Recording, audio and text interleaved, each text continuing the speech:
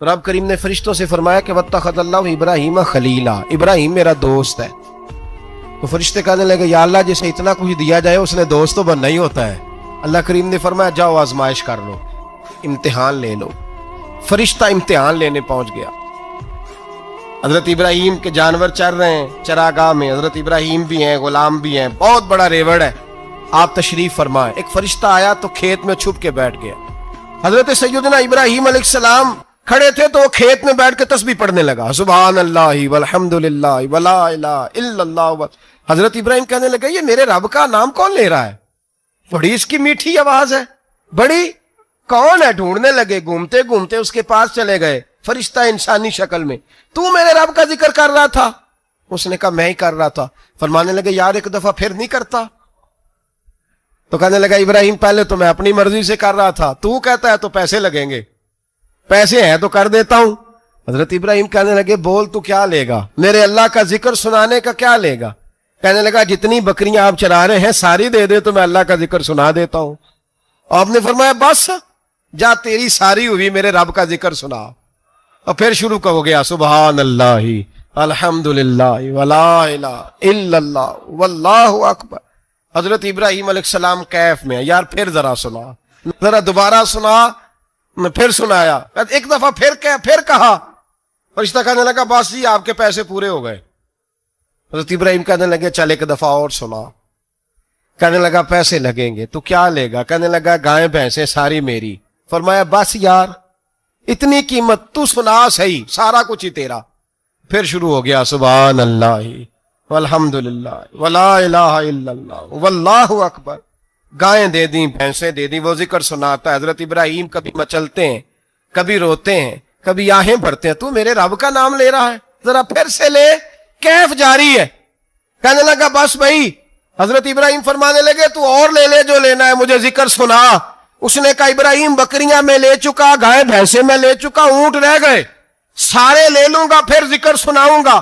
فرمایا جا تیرا ہوا تو ذکر سناتا رہ، میں دیتا ہوں۔ دے دیا، کچھ دیر ذکر کیا تو اب خاموش ہو گیا۔ حضرت ابراہیم خلیل اللہ علیہ السلام فرمانے لگے ذکر سنا۔ کہنے لگا ابراہیم اب تیرے پاس دینے کو کیا ہے؟ ہر چیز تو میں لے چکا۔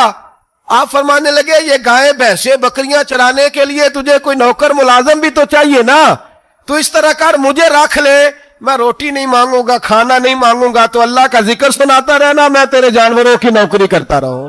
جس دن حضور نے اعلان کیا نا کہ بھئی آج کل غربت ہے اور جہاد کا بھی وقت آ گیا، قحط پڑا تو لاؤ، حضرت عمر کہتے ہیں میں نے اس دن 2.5% نہیں 50% دینے کا ارادہ کیا۔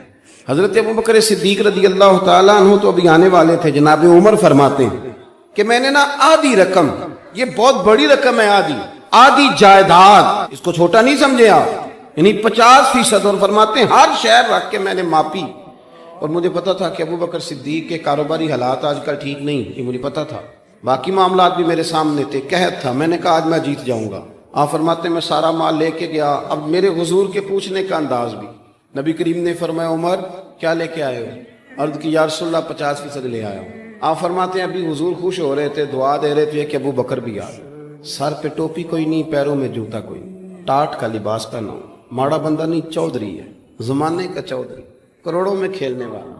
کہتے ہیں وہ سارا کچھ ہی بوریے کا لباس پہنا، حاضر خدمت ہو گئے۔ حضرت عمر کہتے ہیں میں تو پہلے بات پہ حیران تھا، کہتے ہیں مجھے حضور نے پوچھا تھا لے کے کیا آئے ہو، اور جب ابو بکر صدیق آئے اور سارا مال رکھا نا تو نبی پاک نے فرمایا ابو بکر گھر کیا چھوڑ کے آئے ہو؟ بڑے سیانے تھے جناب صدیق اکبر، کیا خوبصورت جملہ کہا، یہ نہیں کہا حضور سارا کچھ لے آیا ہو، کیا چھوڑ کے آئے ہو؟ عرض کی حضور گھر اللہ کو چھوڑ آیا ہوں اور اللہ کا رسول چھوڑ آیا، میرا گھر خالی نہیں، اللہ رسول کا نام گھر میں ہے، حضور یہ نہیں کہا سارا کچھ لایا ہوں، ہر شے لے کے آ گئے، رکھ دی۔ قربان جاؤں کریم محبوب کے، حضرت ابوبکر صدیق نے گردن جھکائی ہوئی ہے، ٹاٹ کا لباس ہے۔ حضور فرمانے لگے ابو بکر آپ کے آنے سے پہلے جبریل آئے تھے، انہوں نے بھی آج ٹاٹ کا لباس پہنا۔ میں نے پوچھا ہے جبریل یہ کون سا لباس ہے؟ فرمایا یا رسول اللہ آج ابو بکر نے پہنا ہے تو رب کو پسند اتنا آیا ہے کہ سارے فرشتوں کو یہی جوڑا پہنا دیا ہے۔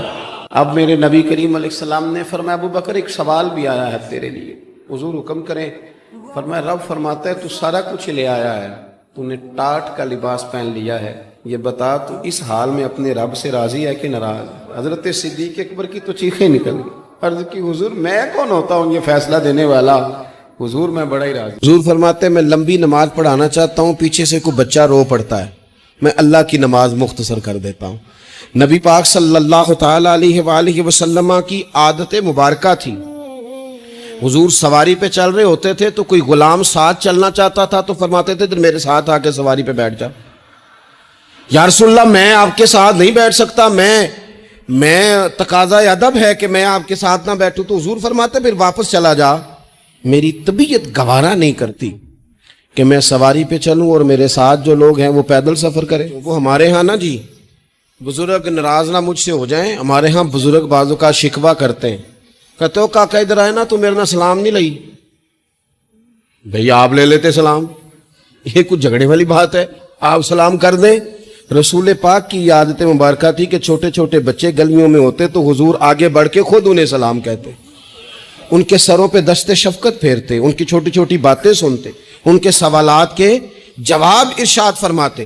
اللہ کے پیارے رسول صلی اللہ تعالی علیہ وسلم کا تو یہ معاملہ تھا کہ عبادت کے معاملے میں بھی جب ایک شخص نے کہا کہ یا رسول اللہ میں ساری رات نماز پڑھا کروں گا، سارا دن روزہ رکھوں گا، تو حضور نے فرمایا نہ، آنکھیں تکلیف میں آ جائیں گی، وجود تھک جائے گا۔ ایک سرکار کی زوجہ محترمہ ام المومنین نے رسی باندھ لی تھی مسجد نبوی میں کہ میں جب تھک جاؤں گی تو ٹیک لگا لوں گی، پر میں نے پڑھنی ساری رات ہے نماز۔ اللہ کے محبوب نے فرمایا جتنی دیر طبیعت اجازت دے اتنی دیر پڑھو، باقی آرام کرو، اور فرمایا تمہاری آنکھ کا بھی تمہارے اوپر حق ہے، تمہارے وجود کا بھی تمہارے اوپر حق ہے۔ یہ ساری چیزیں نبی پاک صلی اللہ تعالی علیہ وسلم کی امت کے ساتھ رحمت پر دلالت کرتی ہیں۔